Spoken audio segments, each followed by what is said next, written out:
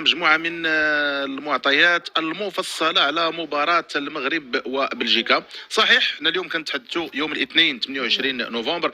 المباراة تلعبات البارح، كانت فرحة عارمة عند الجمهور المغربي. اليوم غادي نحاولوا اننا نهبطوا شي شويه ونتكلموا على الفريق الوطني المغربي ما بعد مباراه بلجيكا وفي افق المباراه ديال كندا ان شاء الله يوم الخميس، واللي غتكون بحول الله المباراه ديال التاهل. كتواصل المنافسات كذلك ديال المونديال. قبل قليل تعادل مشوق هيتشكوكي بين الكاميرون وصربيا 3-3. يمكن مباراه كلها اهداف، انما مباراه ما عطاتش للفريقين الكثير الكثير الكثير ديال الحظ للمرور للدور الثاني، وكتبقى المنافسه بطبيعه الحال. المنتخب البرازيلي في المجموعه بدون منازع غادي يكون متصدر، في حين الصراع على المركز الثاني الكاميرون اضعف حظوظه بشكل كبير. في الوقت اللي كيبقى المنتخب السويسري، بغض النظر على النتيجه اللي غادي تكون اليوم في المباراه ديال البرازيل، والاكيد ان على الورق المنتخب البرازيلي هو المرشح، كيبقى الصراع ثنائي بين صربيا وسويسرا ثم الكاميرون بحظوظ اقل في الجوله الثالثه، حيث غادي يلعب مع المنتخب البرازيلي. غنتكلموا على اليوم، غنفتحوا زاويه على التحكيم في المونديال بين رايين.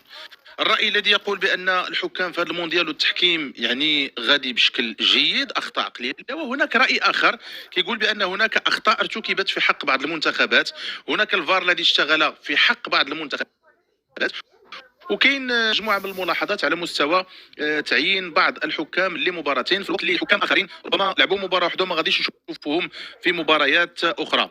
ما غنساوش باقي المباريات اللي تلعبات البارح على المجموعه ديالنا. فوز كرواتيا على منتخب كندا ب4-1، وهي النتيجه اللي عندها انعكاس مباشر على الحظوظ ديال التاهل ديال الفريق الوطني المغربي لدور الثمن. ثم تعادل بين المانيا واسبانيا. هذا التعادل اللي المنتخب الالماني خرج به من عنق الزجاجه، لان هزيمه ثانيه للمنتخب الالماني كانت ممكن انها تؤدي بالمنتخب الالماني للخروج من الباب الضيق للمونديال، لكن التعادل خلى الحظوظ ديالو، خاصه بعد الباب اللي فتحوا ليه منتخب كوستاريكا اللي تفوق على منتخب اليابان في احدى المفاجات ديال هذا المونديال. ما غنساوش كذلك المباريات اللي غادي تلعب اليوم. الممثل الافريقي الاخر المنتخب الغاني اللي في مواجهه يمكن نقولوا صعيبه مع المنتخب الكوري الجنوبي، ثم واحد ديربي جميل، ديربي لاتيني بين البرتغال ومنتخب الاوروغواي، ثم مباراه البرازيل ومنتخب سويسرا. كل هذا في الحصه ديال اليوم في برنامج البطوله. وبطبيعه الحال اللي غادي نبداوها بالمنافسات المحليه، لانه حتى لا تخفي عنا منافسات كاس العالم، المنافسات المحليه فتلعبات دوره جديده من منافسات القسم الثاني، واللي عطات واحد المجموعه من النتائج غادي نجيو نتكلموا على بعد قليل.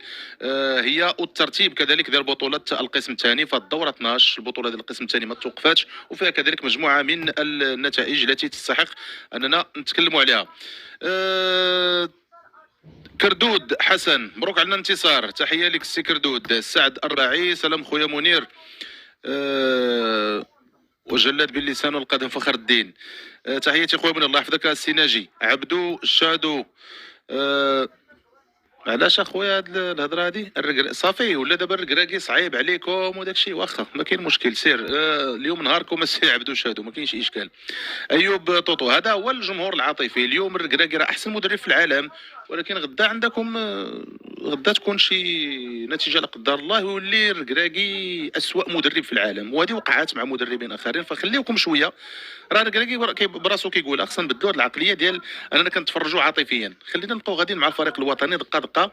حققنا دابا 4 ديال النقاط، الشيء اللي ما عمره ما تحقق في 2 ديال المباريات.